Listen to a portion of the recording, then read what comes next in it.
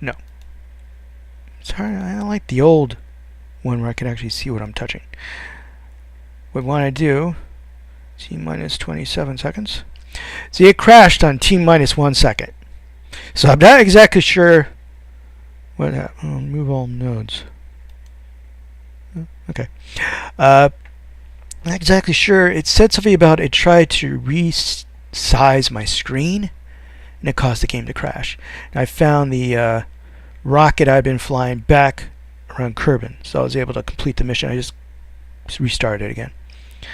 So I'm a little worried. There it is. Okay, so now we are in. We are now, look at that, yeah. So basically we're going towards the moon. Anything we do now is going to be, has to take in fact that we're rushing towards the moon in a suicidal rate. So we have to stop that. We actually have to stop going towards the moon like a kamikaze first. So we're going to create an orbit. The orbit will be, it doesn't matter what the orbit's like as long as there's an orbit. And auto warp isn't necessary because it's not picked a node. Basically what it's going to do, it's going to just turn and then burn. Now here's the thing. There might not be enough fuel in there to complete this maneuver. So at this point you have to put your finger on the spacebar. Now last time I was able to do that, and it basically used up the last drop of fuel. Literally, the tank became debris. It had nothing in it. So, alright.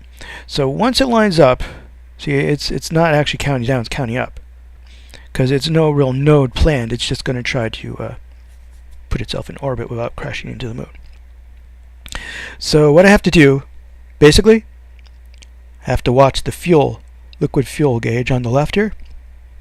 And if it gets down, before it finishes its burn, if it runs out, I have to hit the space bar. So here it goes.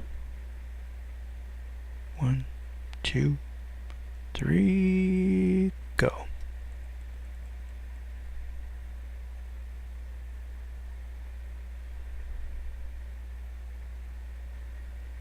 And it is now in a perfect little orbit. Boo! Now there is an advantage of that. First of all, let me get rid of that fuel tank. Now it's going to be nice and sleek and easy to move. And it still had fuel in it. No, it's debris now. It doesn't matter. It's going to be nice and sleek and easy to maneuver. But also it's got the high ground. Now when you're maneuvering in orbit to try to link up with another ship, a lot of the times the ship you're piloting has to actually go up to higher orbit to swing around and catch up with the target. This guy actually is already in a higher orbit. So we go here, we hit Space Trucker, we set him up, we go back. Now these guys are small, so I want them to actually get close. If they were massive ships, you'd probably want to do 100 or more. Especially if you weren't planning to refuel, if you just wanted to send a pilot over to the other guy. And massive space stations are going to have solar panels and stuff like that. That's why most of mine are actually kind of small. I don't like to get all decorative. And this is where having less mass is going to really help. Now first he's going to match planes. And T minus 1 hour, 49 minutes, and 20 seconds, which means he's going to use the time warp. Bye-bye fuel. Bye-bye connector.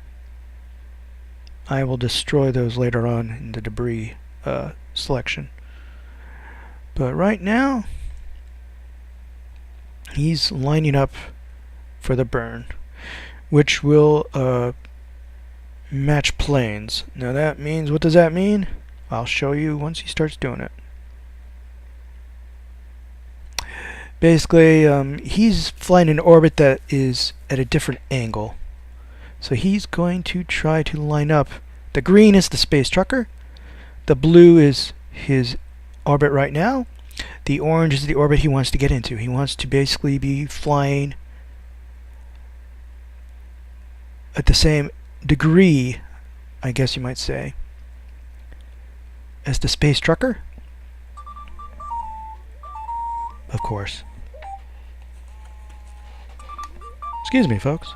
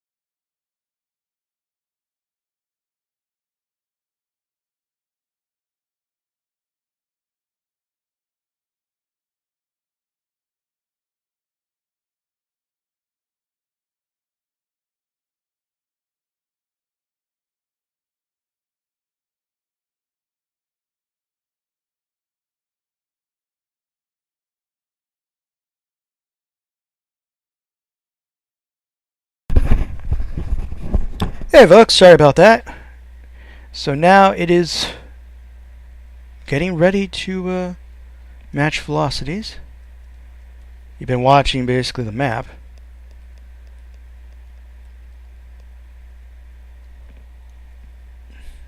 It's lining up properly. It'll do auto warp. So now it will basically head towards the moon very, very quickly.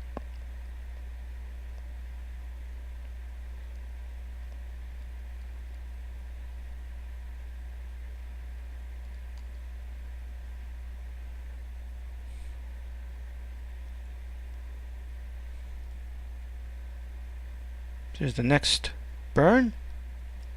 It's getting ready to match speeds.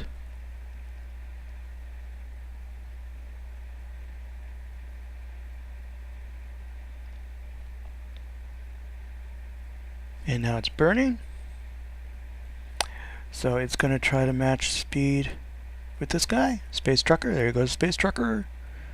Right by us. Good God, that was close. So now he's going to actually want to catch up, which means he's probably going to do another little burn.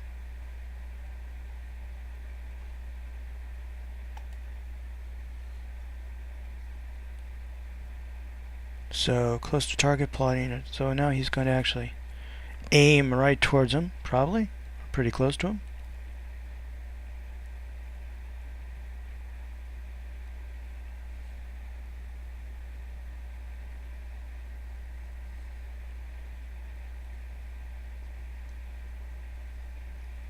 Now planning to match velocity. So now see here, this is like 1 minute and 20 seconds for the next burn. A massive ship would have pretty much a lot of difficulty doing this kind of maneuver.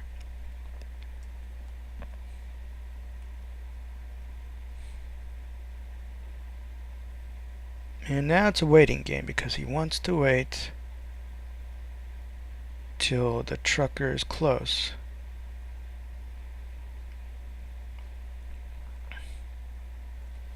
And I'm going to go over to the trucker once this burn is complete, because I want to make sure the trucker's facing the right way, depending on where this refueling rocket is compared to the trucker. See, the trucker seems to be sideways. I could tell because the sideways engines are facing the planet. Or the engines are facing upward and the trucker seems to be facing down. So depending on where we are in our final maneuver, I'll probably head over there. And the other reason why you'd want to keep a larger ship away when maneuvering like this is that they're going to have a larger engine, and they're going to have a huge plumage, which will incinerate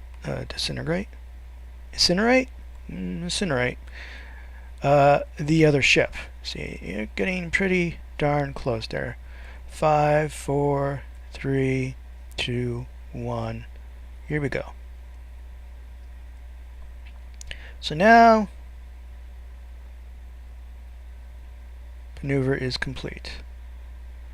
So we go to the other side, we hit retro,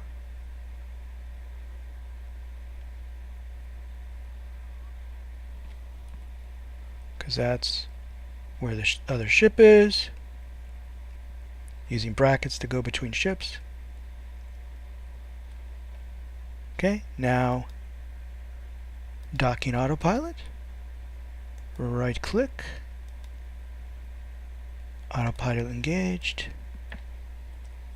and this is where you really have to watch. First of all, let it do what it wants. Okay, it looks like it's being sporadic, but in fact it is going slowly towards the other ship. Now the distance you see is going to change on and off. You're going to say, no, it's going back and forth. Well, that's the distance between the ship's main core and your front. And if you're spinning around, your front's going closer and farther away and closer. But the main body of the ships are actually heading towards each other, and your ship is heading towards, remember, it's heading towards the docking bay. So those numbers, 19.5, 19.4, they'll go up and down, but mostly they'll go down as the ship gets closer and closer. It's using up a lot of RSC, but that also depends on the design of the ship. I think the ship I designed is a little off, but you should have seen earlier models. It would actually be doing head over tail, like spinning.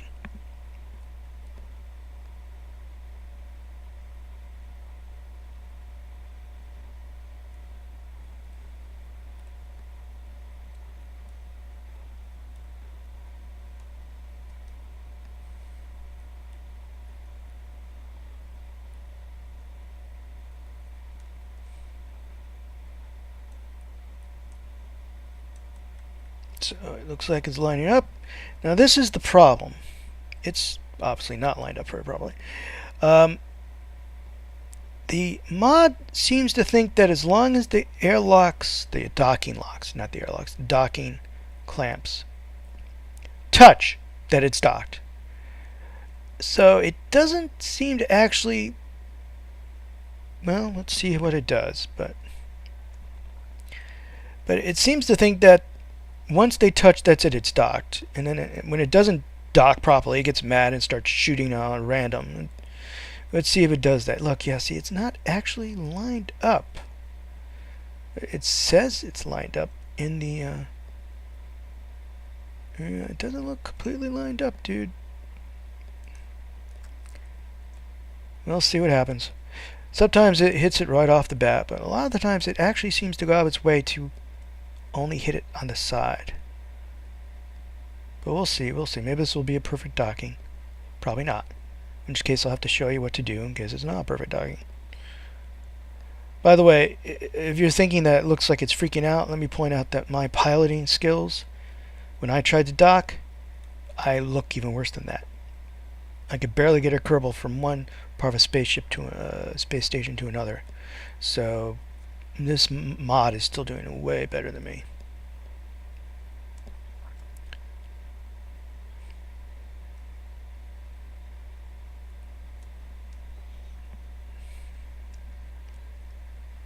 Come on. If I turned it off right now, it'd still be... Look, see, it's going down somehow. See, the idea is to get at center. And I'm not sure... Maybe switching to docking mode help? No? Maybe? Up a little bit? Go. See, at this point, most people would stop playing with the RSC. They'd just let it go right in. But this thing likes to fiddle. And I think it's fiddling a little too much. But it's actually going to dock. Maybe it knows it's being recorded. I don't know. What are you doing? Stop that. There it is. Alright.